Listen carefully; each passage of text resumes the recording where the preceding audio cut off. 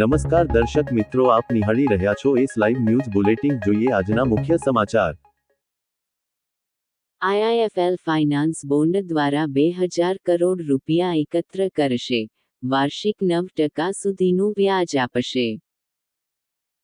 ભારતની અગ્રણી non banking financial કંપનીઓ એનબીએફસીએસ માંની એક આઈઆઈએફએલ ફાઇનાન્સ લિમિટેડે મંગળવાર 17 ફેબ્રુઆરી 2026ના રોજ secured redeemable non convertible debentures એનસીડીએસના પબ્લિક ઇશ્યુના લોન્ચની જાહેરાત કરી.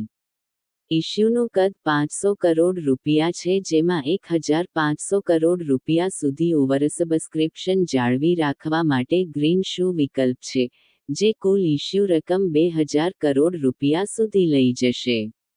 એકત્ર કરાયેલા ભંડોળનો ઉપયોગ વ્યવસાય વૃદ્ધિ અને મૂડી એકત્ર કરવા માટે કરવામાં આવશે.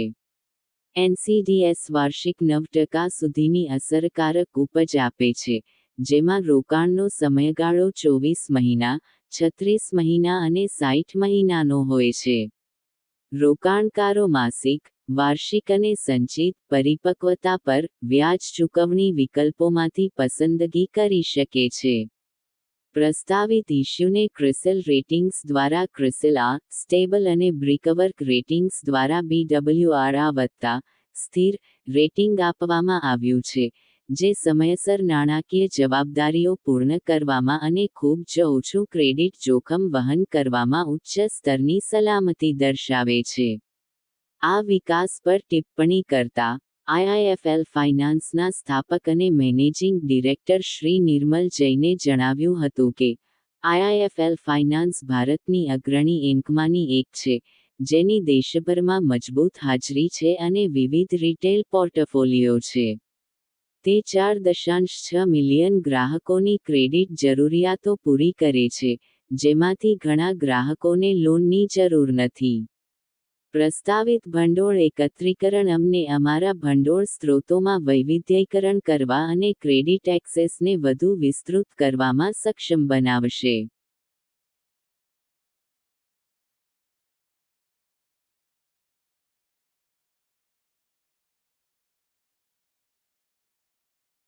મારું નામ દર્શિત દોશી છે. I am the vice president of IIFL finance. IIFL finance basically leading NBFC છે, જે gold loan, home loan, small micro finance અને સિક્યોર્ડ બિઝનેસ લોન્સ ઉપર લોન આપી રહી છે. આખા ઇન્ડિયામાં લગભગ 4700 જેવી બ્રાન્ચીસ છે અને અત્યારે જે આપણે કોન્ફરન્સ કરી રહ્યા છે એ આઈએફએલનો અપકમિંગ એનસીડી આવી રહ્યો છે, એના વિશે આપણે કોન્ફરન્સ કરી રહ્યા છે. માયસેલ્ફ મહેન્દ્ર પ્રજાપતિ. હું આઈએફએલ કેપિટલમાં વાઇસ પ્રેસિડેન્ટ છું અને ગુજરાત એજન્ટ જોઉં છું. આપણે જે આ કોન્ફરન્સમાં ભેગા થયા છે તે આઈએફએલ ફાઇનાન્સ 2000 કરોડનો આઈપીઓ એનસીડી લઈને આવ્યા છે, એના માટે થઈ રહ્યા છે. એનો સિક્યોર્ડ રિડીમેબલ નોન કન્વર્ટિબલ છે. 500 કરોડનો બેઝ ઇસ્યુ છે, 1500 કરોડ બ્રિજ ઇસ્યુ છે. ટોટલ 2000 કરોડનો એનસીડી છે. એમાં 3 ટેન્યુઅર અવેલેબલ છે, 24 મહિના, 36 મહિના અને 60 મહિના. ત્રણે ટેન્યુઅરમાં 3 ફ્રીક્વન્સી અવેલેબલ છે, મંથલી, યરલી અને ક્યુમ્યુલેટિવ. એમાં અરાઉન્ડ તમને 9%ની યીલ્ડ છૂટી રહી છે, જે અત્યારનું જે એફડીના તમે કમ્પેર કરશો તો 2 થી 3% તમને સ્પ્રેડ મળી જશે. ફાઇનાન્સના secured redeemable non convertible debenture છે, એટલે આમાં તમને મંથલી, ક્વાર્ટરલી અને જે ક્યુમ્યુલેટિવ વ્યાજ મળે છે, અરાઉન્ડ 9%ની આસપાસ મળે છે. તમે એફડીની કમ્પેરમાં કરશો તો 2 થી 3% તમને સ્પ્રેડ મળે છે. એટલે ઘણા લોકો છે કે રૂટીન જે ઓલ્ડ એજ લોકો છે કે જે મંથલી એક્સપેન્સ જે એમના રૂટીન કાઢવા હતો, તમે લમસમ પૈસા મૂકીને આનાથી મંથલી તમે વ્યાજ લઈ શકો છો. એનએસસી અને બીએસસી બંને પ્લેટફોર્મ પર લિસ્ટેડ છે, તમારે ક્યારે પણ પૈસાની જરૂર હોય તો તમે ઇઝીલી એને સેલ કરી શકો છો. છેલ્લા કેટલાક વર્ષોમાં આઈઆઈએફએલ ફાઇનાન્સે બોન્ડ દ્વારા ભંડોળ એકત્ર કરવાનો અને મુદ્દલ અને વ્યાજની સમયસર ચૂકવણી સુનિશ્ચિત કરવાનો મજબૂત ટ્રેક રેકોર્ડ બનાવ્યો છે. 31 ડિસેમ્બર 2025 સુધીમાં આઈઆઈએફએલ ફાઇનાન્સે 98,336 રૂપિયા કરોડની consolidated loan assets under management આમ નોંધાવી હતી. 31 ડિસેમ્બર 2025 સુધીમાં કંપનીએ મજબૂત એસેટ ગુણવત્તા જાળવી રાખી છે, જેમાં કુલ નોન પરફોર્મિંગ એસેટ્સ NPA 1.60% અને ચોખ્ખી NPA 0.75% તેની કન્સોલિડેટેડ લોન બુકના ટકાવારી તરીકે છે. વધુમાં 31 ડિસેમ્બર 2025 સુધીમાં કંપનીની કન્સોલિડેટેડ લોન બુકનો 83.61% યોગ્ય કોલેટરલ સાથે સુરક્ષિત કરવામાં આવ્યો હતો, જે જોખમને વધુ ઘટાડે છે. નાણાકીય વર્ષ 26ના ત્રીજા ક્વાર્ટરમાં કંપનીએ ₹501.30 કરોડનો કર પછીનો નફો PAT નોંધાવ્યો હતો, જે વાર્ષિક ધોરણે 514% વધુ છે, જ્યારે નાણાકીય વર્ષ 26ના અંતે પૂરા થયેલા 9 મહિના માટે PAT ₹1,193.5 કરોડ રહ્યો હતો, જે વાર્ષિક ધોરણે 265% વધુ છે.